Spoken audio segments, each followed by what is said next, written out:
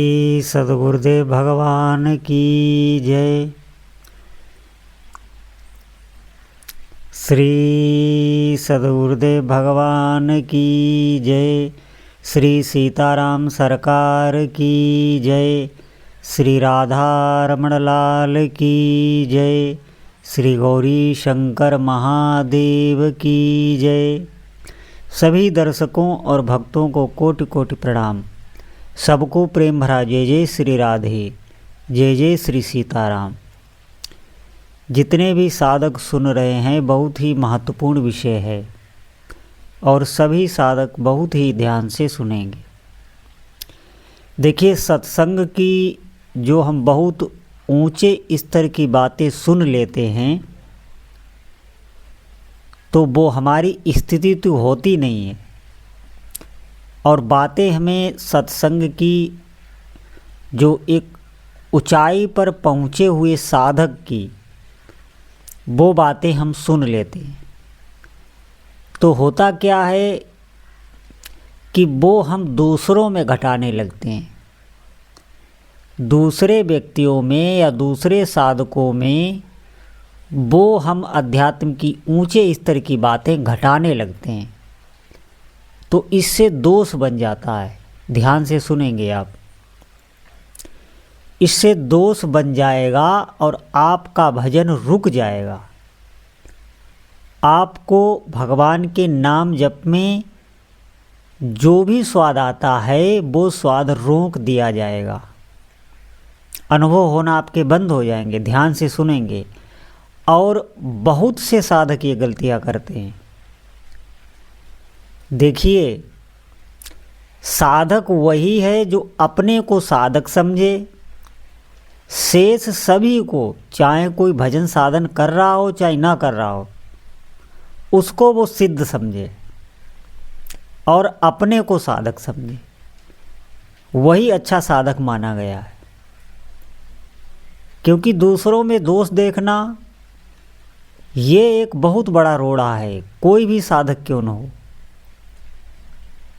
और एक बात और है कि अगर हमें भजन से थोड़ा भीतर से वैराग्य आने लगता है, वैसे वास्तविकता में वो वैराग्य नहीं होता है, लेकिन फिर भी सुने ध्यान से।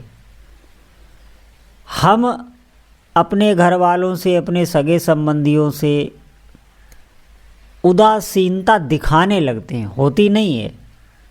ये बहुत सूक्ष्म बात है और आप बहुत इसे ध्यान देकर सुनेंगे कि हम भजन करने लग गए, ध्यान करने लग गए, जो भी आप करते हैं, थोड़ा सा उसमें हमारा मन लगने लग गया, थोड़ा सा, तो जो उदासीनता आती है हमारे भीतर वो हम दिखाने लगते हैं। इससे क्या होता है, हमारा व्यवहार बिगड़ने लगता है, हमारे भजन के मार्ग में रुकावट होने लगती। क्योंकि जिसके साथ भी आप उदासीनता दिखाएंगे, वैराग्य दिखाएंगे, है भीतर नहीं, ये ध्यान रखें, होता नहीं है। जिसके भीतर वैराग्य होता है वो दिखाएगा नहीं। वैराग्य होता है भीतर की वस्तु। वैराग्य एक बहुत बड़ी सिद्धि है। वैराग्य जब होता है तो उतना ही ठाकुर जी में अनुराग होता है। ध्यान से सुनेंगे तो सभी जो भी आपके प्रभाव में आएंगे, जो भी, उनका आपके प्रति स्वाभाविक ही आकर्षण बढ़ेगा। आपको कुछ नहीं करना, जितना वैराग्य आता चला जाएगा उतना लोगों का आपके प्रति आकर्षण बढ़ेगा। ये होता है। और यहाँ ऐसा है कि हम उदासीनता दिखाते हैं तो फिर मनमुटाव होता है।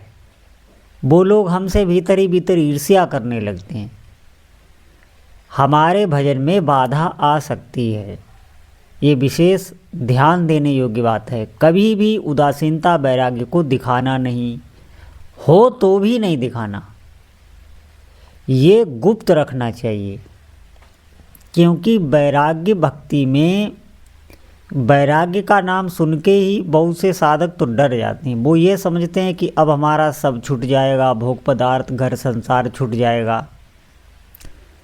वैराग्य जब आता है तो भजन में बहुत उत्साह होता है, भीतर विशेष एक आनंद होता है कि जो संसार से राग्य है वो जब छूट जाता है प्रसन्नता तो तभी आती है। संसार से संबंध विच्छेद में ही शांति है। आप ध्यान दें, जैसे हम जब जागृत होते हैं तो परेशान रहते हैं, बहुत प्रकार की कामनाएं, बहुत चिंताएं, बहुत उथल पुथल चित्त में रहती है। जब हम स्वप्न में जाते हैं, स्वप्न में क्या होता है कि हमारा अहंकार सोता नहीं है, वो कुछ कुछ जागता रहता है, तभी स्वप्न देखता है। तो मन स्वप्न देखने लगता है, तो उसमें भी हम भय शोक चिंता से व्याकुल रहते हैं। लेकिन जब सुषुप्ति में शरीर संसार से पूर्ण संबंध विच्छेद हो जाता है, तब आप देखेंगे तभी शांति मिलती है। तो इसका मतलब है संसार से संबंध विच्छेद होने पर ही शांति मिलती है। और वैराग्य में क्या होता है कि आप जागृत अवस्था में मोह रहित होते हैं, राग रहित होते हैं। जब आप संसार से राग रहित होते हैं तो इसका मतलब है आपका ठाकुर जी में उतना ही अनुराग होता है। जितने अंश में आप संसार से वैराग्य धारण करेंगे, धारण करना नहीं होता, ये भजन से स्वतः आता है, उतने ही अंश में आपका ठाकुर जी से प्रेम होगा। ये बात आप समझ लें, क्योंकि त्याग के बाद ही प्रेम आता है। त्याग भीतर की वस्तु है, बाहर की नहीं। हो सकता है बहुत विषयों में, बहुत भौतिक संसाधनों से युक्त हो, लेकिन हो वैराग्यवान। और हो सकता हो पास में कुछ भी ना हो लेकिन बहुत रागी हो, ये भी हो सकता है। क्योंकि साधना आप किसी की समझ नहीं सकते, ये भीतर की वस्तु है, ये अध्यात्म है, ये सूक्ष्म जगत का ज्ञान होता है, ये सबकी समझ में नहीं आता। बाहर से कुछ और होता है, भीतर से कुछ और होता है। तो वैराग्य भीतर की वस्तु है, बाहर की नहीं, ये ध्यान रखें। तो जितने भी साधक हैं इस बात पर विशेष ध्यान दें कि हमारी साधना आगे बढ़े, हमें ऐसी ही युक्तियाँ सोचनी चाहिए। और सबसे प्रमुख बात है कि अगर हमारे चित्त में कहीं भी आकर्षण है तो आप समझें अभी प्रभु के प्रति हमारा कोई प्रेम नहीं है। भले ही आप दिखाएं, लोगों को दिखाने के लिए भले ही प्रदर्शित करें, लेकिन कहीं भी आप आकर्षित हैं, कुछ भी अगर आपको अच्छा लग रहा है तो आप समझें कि किंचित मात्र भी प्रभु में आपका प्रेम नहीं है। जब भीतर से कुछ भी अच्छा नहीं लगता, ये बात समझ के कहीं कोई भी साधक डरे ना, ये साधना का मार्ग है, आपको छोड़ना नहीं है। जब आपको कुछ भी अच्छा नहीं लगेगा तो आपको प्रभु अच्छे लगेंगे, तो जीवन और उत्साह युक्त हो जाता है और आनंद युक्त हो जाता है। वो बताने योग्य बात नहीं है, सिर्फ अनुभव योग्य बात है। भगवान के भजन में ही सुख है, नाम जप में ही आपको वो सुख की प्राप्ति होगी।